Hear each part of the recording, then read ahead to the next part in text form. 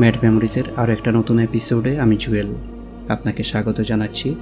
আশা করি আপনি ভালো আছেন।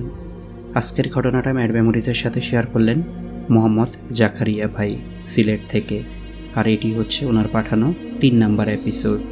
আশা করি আপনার ভালোই লাগবে, আর ভালো লাগলে লাইক, কমেন্ট, শেয়ার আর সাবস্ক্রাইব করে পাশে থাকুন। ধন্যবাদ জানাচ্ছি জাকারিয়া ভাইকে আজকের এই ঘটনাটা ম্যাড মেমোরিজের সাথে শেয়ার করার জন্য।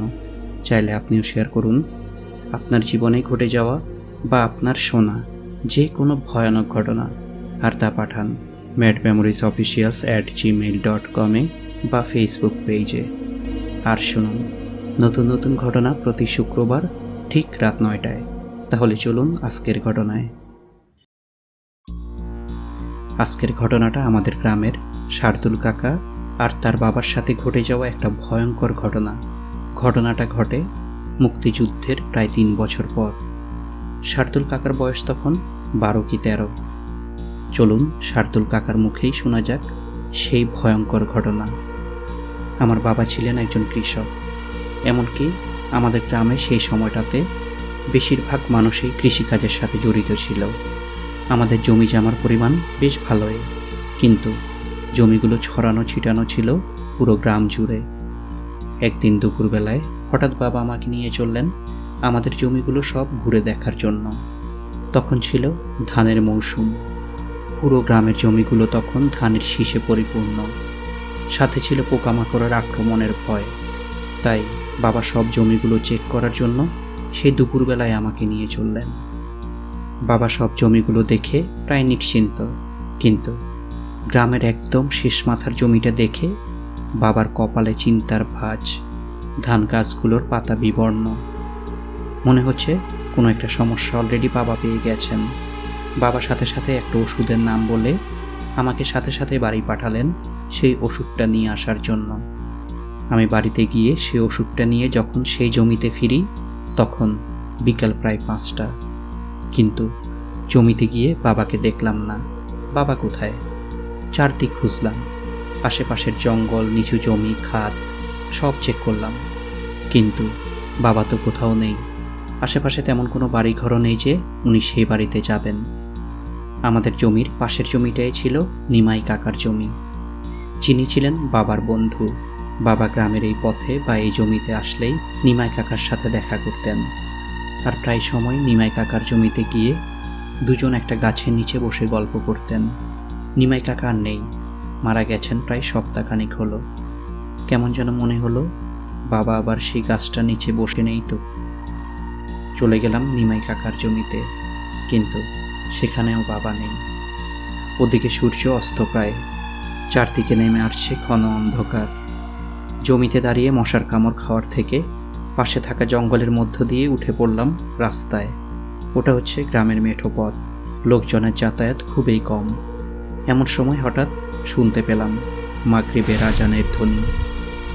আজানটা শেষ হলেই হঠাৎ খেয়াল করলাম পাশের জঙ্গলের মধ্য দিয়ে কেউ যেন আমাদের জমির দিকে যাচ্ছে। নিশ্চয়ই বাবা।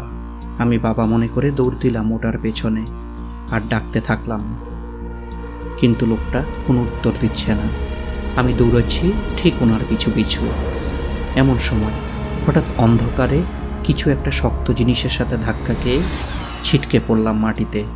আমার মাথা আর পায়ে প্রচণ্ড আঘাত পেলাম, আর মাটিতে পড়ার সাথে সাথেই একটা কণ্ঠ শুনতে পেলাম, আর কণ্ঠটা হলো আমার বাবা। বাবা আমাকে বললেন, কিরে শার্দুল, তুই এসেছিস? আমি মাটিতে পড়ে থাকা অবস্থায় চারদিকে তাকাতে লাগলাম। বাবাকে খুঁজছি, কিন্তু বাবা কই? আমি তো প্রচণ্ড যন্ত্রণায় মাটিতে পড়ে আছি। বাবা আমাকে কেন ধরছেন না, আর ওনার কণ্ঠস্বরটা এমন কেন? আমি তখন কৌতূহল আর ভয়ে জোরে জোরে চিৎকার করে বাবাকে ডাকতে থাকলাম, কিন্তু বাবার তো কোনো উত্তর নেই। আমি মাথা তুলতে পারছি না, পা দুটো নাড়াতে পারছি না। ওদিকে বুকের মধ্যে প্রচণ্ড ভয়, আশেপাশে কেউ নেই। কি করব বুঝতে পারছি না। এবার প্রচণ্ড ভয়ে আবারও বাবাকে জোরে জোরে ডাকতে থাকলাম। ভাগ্যটা আমার ভালোই বলতে হবে। ঠিক সেই সময়টাতে সেই রাস্তা দিয়ে বাড়ি ফিরছিলেন আমাদের গ্রামের রতন কাকা। রতন কাকা আমার চিৎকার শুনলেও আমাকে চিনতে পারলেন না, কারণ ভয়ে আর কান্নায় আমার কণ্ঠস্বরটা অন্যরকম হয়ে আছে। উনি তখন রাস্তার উপর দাঁড়িয়ে জোর গলায় জানতে চাইলেন আমার পরিচয়। আমি কোনোভাবে রতন কাকাকে নিজের পরিচয় দিতেই রতন কাকা দৌড়ে আসলেন, আর কাকাকে দেখা মাত্রই আমার শরীরের মধ্য দিয়ে যেন একটা শান্তির পরশ বয়ে গেল। তারপর আর কিছুই মনে নেই। হঠাৎ আমার চোখটা খুলতেই দেখতে পাই রতন কাকা সহ আরও বেশ কয়েকজন লোক দাঁড়িয়ে আছে আমায় ঘিরে। তারা আমার চোখে মুখে পানি ছিটাচ্ছেন। আমি শুয়ে আছি সে রাস্তার উপর। তারপর আমি একটু স্বাভাবিক হতেই সবাই জানতে চাইল এখানে ঘটে যাওয়া ঘটনার কথা। আমি তাদের পুরো ঘটনা জানানোর পর দুজন লোক চলে গেলেন আমাদের জমির দিকে বাবাকে খুঁজতে। আমি আমার শরীরটা তখন উঠাতে পারছি না। রতন কাকা আমার সাথেই রইলেন সেই রাস্তার উপর। এর কিছুক্ষণের মধ্যেই হঠাৎ আমাদের জমির মধ্য থেকে জোরে হাত ছাড়ল ওই দুজন। জানালো বাবাকে পাওয়া গেছে। কথাটা শোনা মাত্রই আমার শরীরে যেন বিদ্যুৎ খেলে যায়। ধুম করে শোয়া থেকে উঠে দৌড় দিলাম আমাদের জমির দিকে, আর আমার পেছন পেছন ছুটছেন রতন কাকা। জমিতে গিয়ে দেখি বাবার নিথর শরীরটা দুজন বয়ে নিয়ে চলছে সেই রাস্তার দিকে। আমিও কাঁদতে কাঁদতে বাবাকে ধরলাম। তারপর বাবাকে নিয়ে শোয়ানো হলো সেই রাস্তার উপর। অনেকক্ষণ তার চোখে মুখে পানি ছিটানোর পর হঠাৎ একটা সময় বাবা চোখ মেলে তাকালেন। এরপর বাবা একটু স্থির হতেই রতন কাকারা সবাই মিলে বাবাকে জিজ্ঞেস করলেন পুরোটা ঘটনা। তারপর বাবা যা বললেন সে ভয়টা আজও মন থেকে সরাতে পারেনি। বাবা গ্রামের লোক, বেশ সাহসী, রাত বিরাতে অন্ধকারে চলাফেরার অভিজ্ঞতা ওনার। তারপরেও সেদিন উনি কাঁপা কাঁপা কণ্ঠে বলতে লাগলেন শার্দুলকে বিকেলবেলায় বাড়ি পাঠাই ওষুধ আনতে, কিন্তু সন্ধ্যা হওয়ার পরেও ওর দেখা নেই। তারপর চিন্তা করলাম নিমাই দাদার জমিটাও একবার দেখে আসি। উনি তো নেই, ওনার জমিতে আবার পোকামাকড় লাগলো কিনা। নিমাই দাদার জমিতে গিয়ে দেখলাম না, ওনার জমিটা ঠিকই আছে, কোনো পোকামাকড় লাগেনি। তারপর ঠিক মাগরিবের নামাজের কাছাকাছি সময়ে ফিরে আসলাম আমাদের জমিতে। দেখি তখনও শার্দুলের খবর নেই। আমি তখন নিচু হয়ে আমার ধান গাছের পাতা দেখছি। এমন সময় হঠাৎ আমার পাশ থেকে নিমাই দাদা বলল, কিরে রহমান, কি দেখছিস এমন করে, কোনো সমস্যা? আমি তখন ছিলাম অন্য খেয়ালে। আমিও দাদাকে উত্তর দেই, বললেন না দাদা, গাছে পোকা ধরেছে।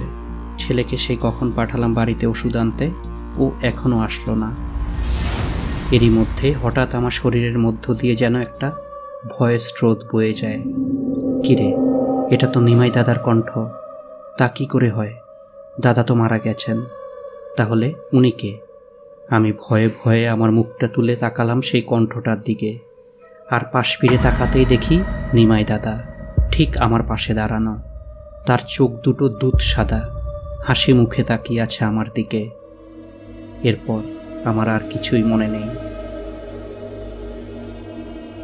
এই ঘটনা আজও আমাদের গ্রামের লোকজনের মুখে মুখে ছড়িয়ে আছে।